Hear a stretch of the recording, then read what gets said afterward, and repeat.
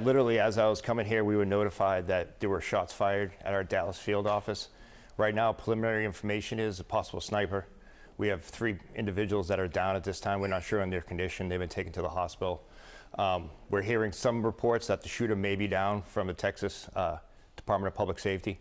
The scene's secure.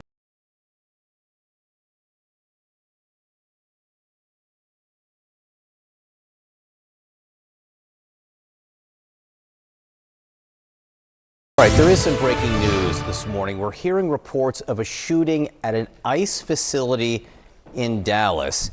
We happen to have with us the acting director of ICE, U.S. Immigration and Customs Enforcement, Todd Lyons. Director, thank you for being here. I want to say, you were coming in, we were talking to you anyway. Obviously, this event has sort of subsumed what we were going to discuss. What can you tell us about this incident in Dallas? Yeah, literally, as I was coming here, we were notified that there were shots fired at our Dallas field office.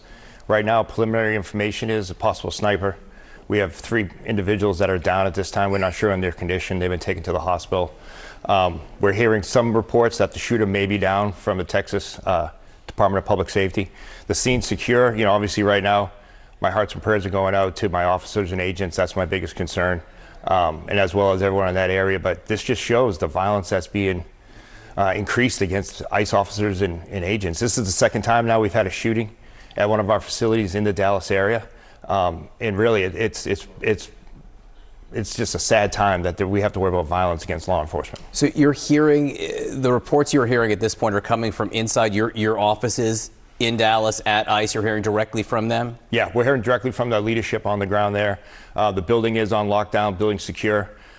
Initial reports are that our offices are accounted for, but there are 3 individuals that are shot. Are the 3 individuals ICE employees? We're still working on that right now. Obviously, it's really chaotic. Dallas Police Department's been great. They're on scene. It's a large police presence there right now. You know, it could be employees, it could be civilians that were visiting facility, it could be detainees. At this point, we're still working through that. We do know that 3 have definitely been shot. They're en route to the hospital right now. We had great support from locals on the ground that are helping us look for the active shooter. Like I said, right before I just walked on set, I got word that the shooter is down from a self-inflicted gunshot wound. Okay, so it may not be an active shooter situation anymore. You said a possible sniper. Did this individual get inside the facility or were all the shots outside? From a preliminary reports, it looks like shots came from outside. And the victims, into our secure facility. And the victims were also outside, or were the victims inside? Inside our Sally Port area, where we have our secure detainee location, inside that location. But again, everything's still coming in so fast. It's just been a morning. Look, and I appreciate you giving us the details you have. It's an unusual situation here. We're getting preliminary reports that we had not yet been able to confirm. We have the acting director of ICE here telling us that you are getting these reports directly. And you mentioned the threats that you feel are being directed toward your agents. Talk to me about that. What's the environment in general? You know, I've never seen anything like this in my law enforcement career. I've never seen threats on law enforcement, specifically ICE, increase the way it is. You know, we're up over 1,000% assaults on officers right now.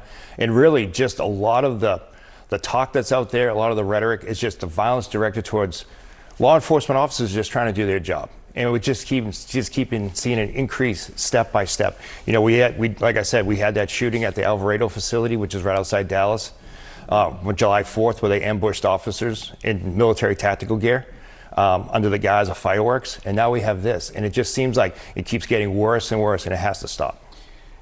You've launched a large recruitment effort. There are ads airing in a lot of different places. To what extent have you found that the atmosphere is affecting your recruitment efforts? You know, you would think that it would affect it, but it hasn't. We have over 157,000 applicants. It just keeps going up. There's really excitement for people that want to serve, not just necessarily ICE, but want to serve in a federal law enforcement capacity, especially at a time when assaults and attack on law enforcement are increasing. We are seeing a great uptick in our recruitment. So people definitely want to do the job. But again, it's a sad moment in time when we have to worry about the safety of law enforcement officers just out there doing their mission. One of the Denver police chief, a lot of the advertisements are in cities that you call sanctuary cities here. The Denver police chief said to Axios of the ads and the recruitment effort, I think it's a terrible job for terrible pay. That's his opinion. I can tell you that it's a noble profession. It's a great organization. We do a great public safety mission. And I'm proud of the work the men and women of ICE do. And I've heard you talk about some of the violence in the rhetoric, particularly you've mentioned what you call sanctuary cities. But again, this is Texas, this is Dallas right now, right, which to my knowledge isn't what you would call a sanctuary city. And there is still allegedly, or now you're confirming, violence there. Right. Yeah, it's a sad state for law enforcement, but it's not going to deter our mission.